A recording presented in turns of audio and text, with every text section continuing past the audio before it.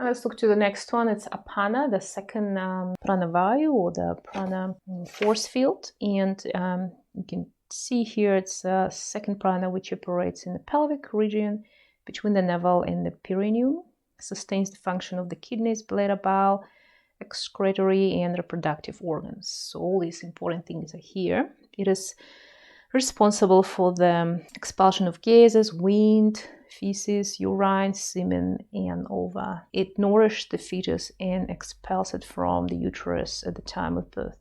Apana is experienced in the form of light particles moving downwards from the navel to the perineum. Due to the presence of the earth and water elements in this region, Apana is felt as a heavy force. Yeah, so this Apana kind of is always an energy that's trying to flow back. And if you're new to yoga, you probably, if you hear it, people talks about Apana Vayu. It's kind of trying to smack you in the head, say, reverse your Apana. And you're thinking, like, well, it's normal to have Apana. Like, yeah, without Apana Vayu, we'll not go to toilet, or we'll not give a birth, or we'll not pee, basically. So all these cleansing things, it's Apana. And we do Shatkarmas to encourage this by, for example, Lagu or Shankaparshalana, when we drink a lot of salty water on an empty stomach, and encouraging cleansing of all of that. And it's activated these two channels. Apana again, just go down. Apana is cleansing. We do a lot of vasanas to activate Apana.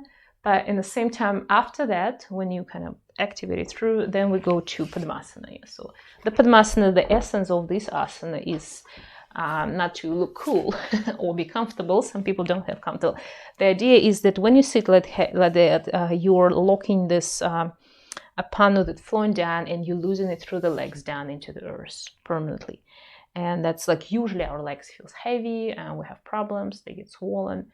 That's why in yoga we always trying to, or taking cross-legged type of asanas like Padmasana, or we're going to inversions, and we're encouraging this energy to reverse, kind of collect it, harvested it all, and bring it back up through Sushumna, through your column spine, up towards the head and higher. Yeah?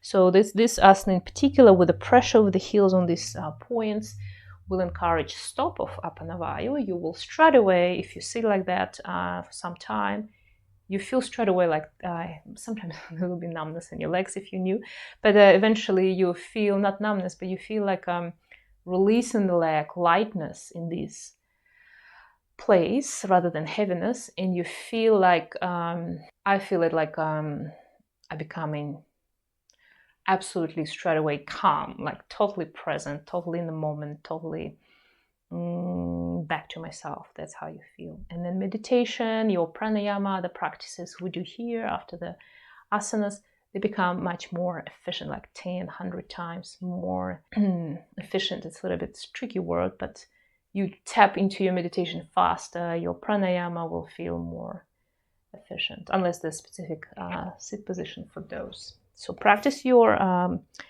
Padmasana as long as you can. I'll try to do it for the rest of this bit of lecture.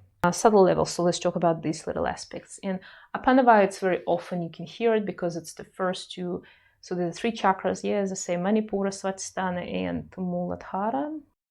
And they're all three affected, kind of. So it's all these energies which can cause us to kind of waste our life easier. So there's a sexual energy, and it's all good. It's all important for us, but in a good, in a good quantities, and not in a way like we've been abused by these desires, and wishes, and indulging foods, or some people very suffering from unlimited amount of the sexual energy that come into them, and they suffer, the people around them suffer. So the master of your body, if you're a yogi, you will have those energy, you can control them, and you will experience them and have a blast from them, but at the same time you won't be dependent, so you will not be living for these things, for these aspects of the life. There'll be something high and high levels that you will live for. Same like with the food, it's usually Manipura, they say, but it's Manipura, it's more like a quantities, when Svatisthana more like a qualities of the food, tastes. And in Manipura, you kind of like have not enough. You eat too much, or could be not enough as well. Like this energy not developed here. So these aspects. Apana brings energy down through the koshas. So we have all these koshas, and Apana kind of bringing it down, so it's become us earthy, come back to our reality, this kind of feeling, if you want to say. Swadhisthana and Muladhara chakras are within the range of Apana, that's what I said. By releasing Apana, these chakras are also released. So often, for the pregnancy, again, we come back to that aspect, a lot of kind of squatting, releasing these areas are very beneficial. Kundalini force lies within the periphery of Apana, and it's assisted in the awakening of Kundalini, while Prana helps in its upward ascent. And yeah, that's what the particular yogis are concerned about, as well, like having more efficient and more spiritual life, but it's also to don't deplete this energy through these lower levels, and to harvest it, as I say, and reverse it. And Kundalini will start rising when you have your enlightenment. You start activating all aspects of your brain, and you become permanently happy or enlightened. Thus, Mahaprana is experienced in the region of Apana. Control of Apana is also control of sexual instinct and instilling of Brahmacharya. At the mental level, Apana removes negative thoughts and emotions. So there's also this kind of lower levels, lower chakras, I would say, especially Muladhara and Swadhisthana, it's dependencies. When people experience a lot of not very great dependencies. So Muladhara, it's more like a fears, when the fear runs our life, and we're trying to accumulate around stuff. We want to make sure we have good bank accounts. And at that level, we're trying to establish this no matter how. So everything is good as long as, I will be safe. And people from the fear, they may act, and believe me, it's not always the best way to live.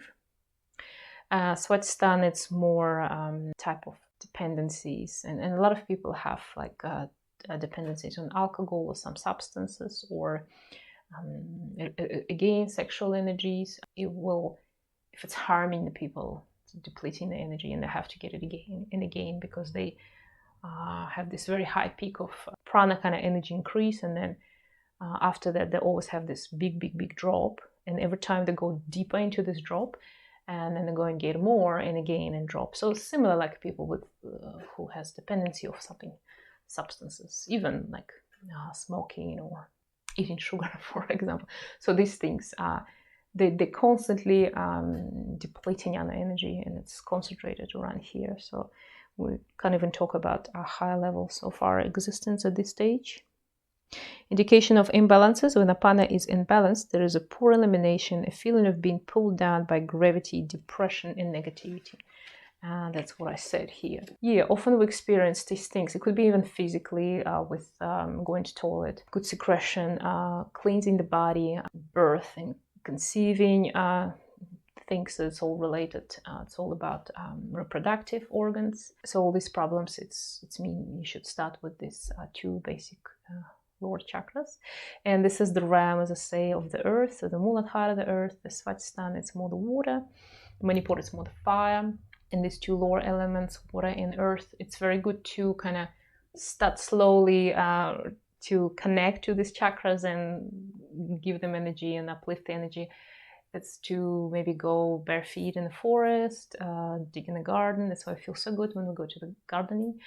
Or just go outside in the forest, swim in the water, swimming or taking a shower when the water is actually current through you and through your feet, going into the ground, disappears. It's grounding you electrically, like magnetically, but it's also energetically on these levels, wash you and stabilize you. So if we go and jump into the sea, and after that we feel much younger, refreshed, energized. You feel the heaviness of the day on you, or something happened, you can't let it go have a shower. And it's recommended to have kind of like contrast, cold shower, so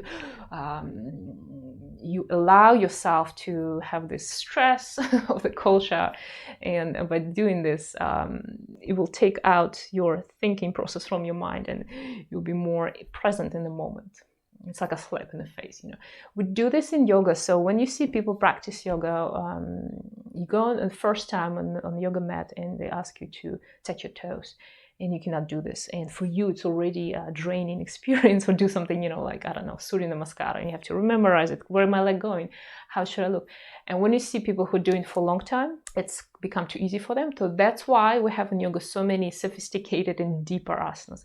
So I'm not, if I'm going to just do twist and this isn't okay, it's already, I have so much twist, I feel benefit, you will enjoy it and it will be good for you. But then if you're quite easy here, very open, you need to twist even more and more and more. And that's why people end up with tightening themselves in a knot. Yeah, if you say. That's another reason, of the yoga practice. When we do this, we trying to get deeper and affecting, more squeezing these energy levels and chakras. And that's why there's so many different asanas exists. Same with all the head balances, arm balances, standing on your hands. Why people do this kind of stuff? Well, first of all, because they can. It's fun.